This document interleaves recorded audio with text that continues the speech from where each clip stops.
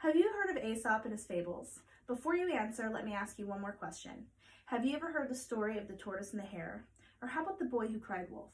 Well, these are two of Aesop's most recognized tales. He was known for telling short stories that illustrate morals and life lessons that still hold true today. In the social media-filled world we live in now, with the barrage of opinions plastered everywhere, whether solicited or not, we can turn to Aesop's The Man, the Boy, and the Donkey for guidance. The Man, the Boy, and the Donkey. There was once a man and his son who were on their way to market with their donkey. They walked along the road, leading the donkey behind them, minding their business. After a while, a countryman passed by them and shouted, "You fools! What is a donkey for but to ride upon?" The man looked at the boy, and the boy looked at the man, and they both said, "Why, he's right."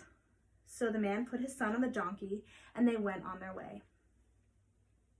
A little while later, they passed a group of men, and they heard one of them say, "Look at that lazy youngster. He allows his poor father to walk in this heat, while he rides on the donkey. Shame on him."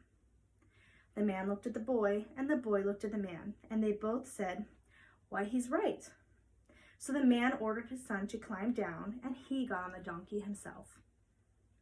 They hadn't traveled much further when they passed two women.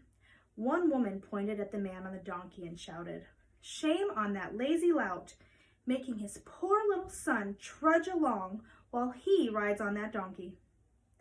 The man looked at the boy, and the boy looked at the man, and they both felt rather confused by this. Then the man thought for a while, uncertain of what to do next. Eventually, he pulled his son up before him on the donkey so they could both travel in comfort, and they carried on with their journey. By this time, they had come to the town, and passersby began to jeer and point at them. The man stopped and asked what they were pointing at. One man said, "Aren't you ashamed of yourself for overloading that poor donkey?"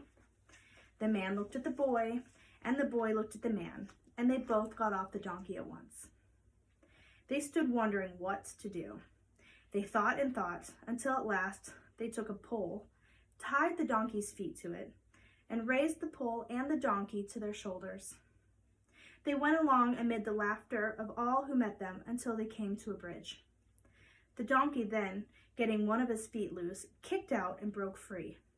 Off it ran, never to be seen again by the man or his son.